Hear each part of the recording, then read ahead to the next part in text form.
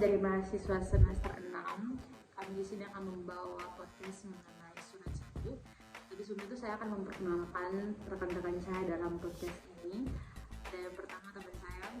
Perkenalkan, nama saya Tukmari Lupi dengan NIM 210 Dan perkenalkan, nama saya Marani Tiaranda Saralo dengan NIM 21020010401. Dan saya Tasya Katarina Tabina dengan NIM 210201404. Dan dengan saya sendiri sebagai host dalam podcast ini. Nama saya Rizana Kalimbenu dengan NIM 210200104. Baik, kami akan membahas mengenai surat sanggup.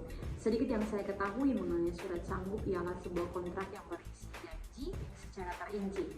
Dan lebih singkatnya juga, surat sanggup ini tidak sama dengan misel, yang dimana merupakan surat perintah untuk membayar dan surat pengakuan utang yang menjadi bukti atas utang seseorang. Dalam surat sanggup ini tertera adanya suatu persetujuan untuk melakukan pembayaran atas jumlah yang tercantum pada surat tersebut. Berikut saya juga ingin memperjelaskan sedikit mengenai surat sanggup ini, apa saja yang ada di dalamnya. Surat sanggup ini terbagi dari beberapa bagian, yakni ada surat sanggup atas pengganti, yang kedua juga ada surat sanggup atau promise. Nah, surat sanggup ini memiliki beberapa jenis, ada 4 jenis. Yang pertama ada surat cek, yang kedua ada bilet giro, dan yang ketiga ada clearing, dan yang keempat ada sanksi administrasi. Saya akan memperjelas lagi mengenai surat sanggup dalam podcast ini dengan saya akan mempertanyakan satu persatu dari rekan-rekan kelompok saya. Yang pertama saya ingin bertanya kepada Tri mengenai pengertian dari surat sanggup atas pengganti itu sendiri yang Anda ketahui seperti apa, mungkin Anda bisa jelaskan. Baik, surat sanggup atas pengganti yang saya ketahui itu adalah sebuah surat berharga yang digunakan sebagai bukti utang yang terkait kepentingan perpajakan. Surat sanggup ini memiliki jatuh tempo paling lama 1 tahun dan dapat dibuat oleh pihak penerima pinjaman untuk menganggapkan pihak yang memberi pinjaman sebagai penerbit surat sanggup. Nah, dalam praktiknya surat sanggup di sini terbagi atas dua jenis, yaitu surat sanggup kepada pengganti dan surat sanggup kepada pembawa. Surat sanggup kepada pengganti itu digunakan untuk menjamin bahwa pihak yang memberi pinjaman akan menerima pembayaran sejumlah yang telah ditentukan pada tanggal jatuh tempo yang telah ditentukan. Baik, terima kasih untuk penjelasan singkatnya dari Tri. Saya juga ingin bertanya mengenai surat sanggup atas promise. Mungkin bisa dijelaskan oleh teman saya Rani. Saya persilakan. Surat sanggup atau promise adalah sebuah kontrak yang berisi janji dari pihak pembayar untuk membayarkan sejumlah dana tertentu pada tanggal jatuh tempo yang telah ditentukan. Surat sanggup ini digunakan sebagai bukti utang yang terkait dengan kepentingan perpajakan. Dalam praktiknya, surat sanggup adalah jenis dokumen penting yang memiliki nilai hukum dan diakui oleh negara. Selain untuk kepentingan perpajakan, surat sanggup juga digunakan sebagai pembiayaan kebutuhan dana suatu perusahaan atau penerbitan. Terima kasih untuk Rani yang sudah menjelaskan sedikit terkait surat sanggup atau promise yang berisikan janji kontrak dalam pihak yang membayarnya. Berikut saya juga ingin mengenai jenis yang tadi saya sudah memaparkannya di bagian pembuka awal mengenai jenis-jenis surat sanggup. Adapun juga surat cek. Mungkin teman saya Tasya bisa menjelaskan terkait surat cek.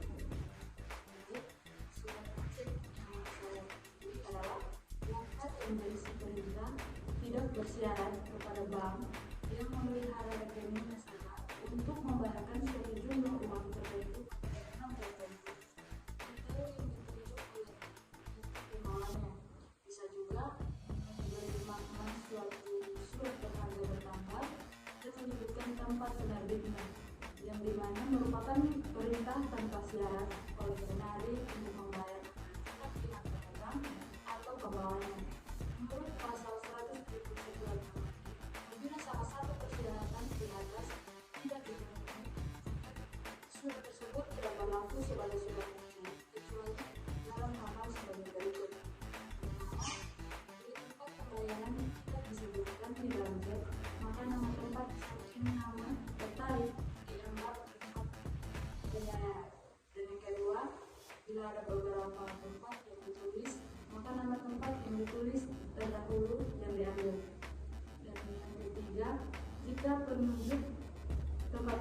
tersebut di atas tidak ada, maka di tempat pembayaran tidak dianggap. Baik, terima kasih untuk penjelasan singkat daripada Tasya yang menjelaskan mengenai surat cek. Dan yang berikut saya ingin bertanya juga kepada Tri mengenai jenis yang berikut.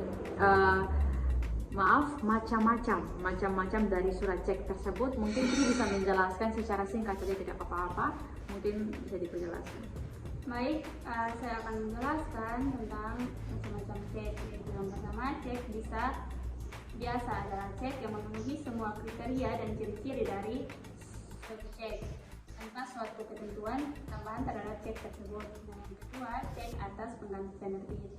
Nah, itu adalah cek di mana nama pemegang pertama tidak disebutkan sehingga pihak penarik sama dengan pemegang pertama. Nah, yang ketiga, cek atas nama penerbit sendiri. Itu adalah cek di mana nama pihak tertarik juga tertindak sebagai penarik.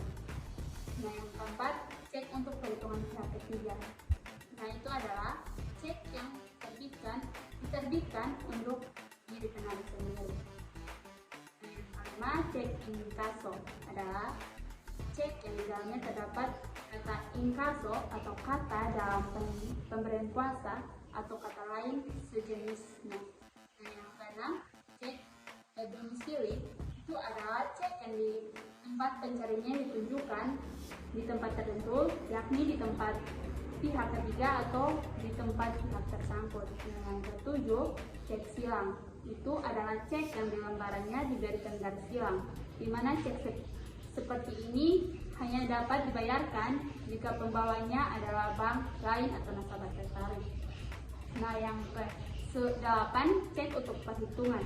Itu adalah cek yang pembayarnya diberikan kata untuk diperhitungkan atau kata lain yang sejenis. Nah, yang ke-9, cek perjalanan. Nah, cek perjalanan adalah cek yang diterbitkan oleh seorang yang akan melakukan perjalanan ke tempat lain, sehingga ia tidak perlu membawa uang tunai atau dalam perjalanan. Baik, terima kasih untuk penjelasan yang tadi diberikan oleh Tri mengenai jenis-jenis dari surat cek tersebut. Ada 9 poin, cukup banyak dan lumayan banyak yang dijelaskan. Yang berikut saya juga ingin bertanya mengenai bilet giro. Mungkin teman saya Rani bisa menjelaskan mengenai bilet giro dari jenis tersebut. Bilet giro adalah alat untuk pemindahan bukuan sehingga pembayarannya tidak bisa dilakukan secara tunai. Giro tidak bisa ditindaklanjuti kecuali dilakukan oleh pemilik dan penerima yang tercantum di dalam giro tersebut. Giro diterbitkan dalam mata uang rupiah dan menggunakan bahasa Indonesia. Alat transaksi pembayaran non tunai dengan beberapa syarat formal seperti nama dan nomor bilet giro, perintah yang jelas untuk memindahkan pembukuan sejumlah dana dan nomor rekening penerima bank, benar dan jelas, penulisan dana dalam angka dan huruf ditulis dengan benar, tanggal penarikan efektif, serta nama jelas dan tanda tangan benar. Baik, terima kasih untuk penjelasan yang telah dijelaskan oleh Rani terkait bilet giro. Di mana dia tidak gampang untuk dipindahtangankan kepada orang lain kecuali disahkan juga oleh pemilik bilet giro tersebut. Baik, saya ingin bertanya lagi mengenai jenis surat sanggup terkait jenis clearing. Yang mungkin bisa dijelaskan oleh teman saya. Clearing adalah bentuk penyelesaian transaksi dan juga pembukuan dengan cara memindahkan sejumlah saldo kepada pihak yang berhak menerimanya. Tetapi secara umum, clearing bank adalah sebagai salah satu sarana perhitungan hutang piutang dalam bentuk surat berharga maupun surat dagang dari bank milik nasabah yang sudah digelar oleh Bank Indonesia atau pihak resmi lainnya. Clearing bank adalah salah satu fasilitas perbankan yang memberikan beragam manfaat kepada penggunanya, di antaranya yang pertama, meningkatkan efisiensi terhadap sistem pembayaran nasional, dan yang kedua, memberikan layanan transfer dana yang lebih aman dan cepat, dan yang ketiga, mengakomodasi kebutuhan nasabah saat melakukan transaksi keuangan dalam jumlah besar baik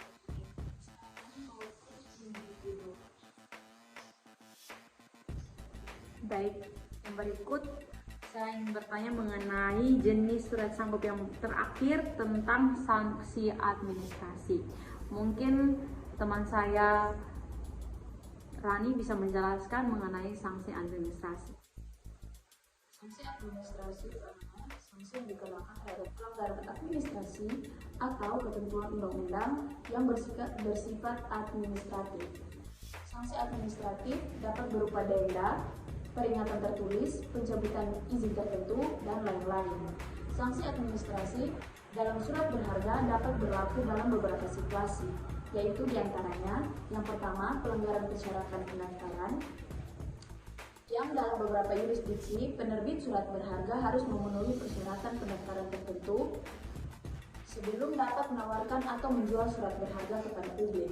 Yang kedua, pelanggaran kewajiban pelaporan, yaitu penerbit surat berharga biasanya memiliki kewajiban untuk memberikan laporan keuangan dan informasi terkait kepada pihak yang berwenang atau regulator.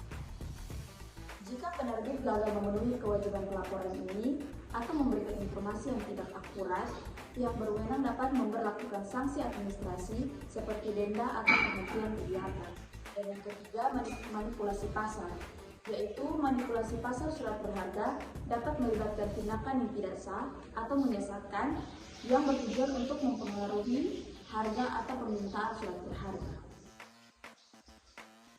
Sanksi administrasi bertujuan untuk memastikan kepatuhan terhadap peraturan dan memelihara integrasi pasar surat berharga. Sanksi ini dapat bervariasi tergantung pada yurisdiksi dan tingkat pelanggaran yang terjadi. Baik, terima kasih untuk penjelasan singkatnya dari Rani terkait jenis sanksi administrasi. Sebelum kita mengakhiri podcast ini, saya ingin bertanya mengenai sanksi administrasi kepada 3 teman saya di sini terkait pelanggaran etika atau standar profesional. Apakah dalam sanksi tersebut memiliki pelanggaran etika atau standar profesional? Mungkin dari teman-teman bisa menjelaskan sedikit terkait pertanyaan tersebut. Menurut saya, dalam beberapa kasus individu atau lembaga yang terlihat dalam suatu kegiatan surat berharga dapat diberikan sanksi administrasi jika mereka melanggar etika atau standar profesional yang ditetapkan oleh badan pengawas atau organisasi. Sanksi ini dapat berupa sanksi izin. Terima kasih untuk jawaban singkat yang diberikan oleh Tansya terkait pelanggaran etika atau standar profesional, ini mana juga ditetapkan oleh badan pengawas yang tadi telah dijelaskan atau organisasi terkait. Berarti adapun jika ada yang melanggar etika ya akan dikenakan sanksi melalui badan pengawas tersebut yang ditetapkan. Oke, baik, sekian daripada kelompok kami. Namun sebelum itu saya akan menarik kesimpulan terkait podcast kali ini tentang surat sanggup. Ialah kesimpulannya adalah suatu kontrak yang berisikan janji secara rinci. Jadi dalam surat sanggup itu memiliki suatu kontrak yang berisikan janji secara rinci dari suatu pihak. Dan surat sanggup juga dapat digunakan sebagai alat bukti pinjaman uang, alat bayar, dan surat tagihan utang. Surat sanggup juga berlaku selama jangka waktu yang ditentukan yang biasanya tidak lebih dari 1 tahun. Terima kasih, sekian dan terima kasih dari para kelompok kami. Sampai jumpa. Dadah!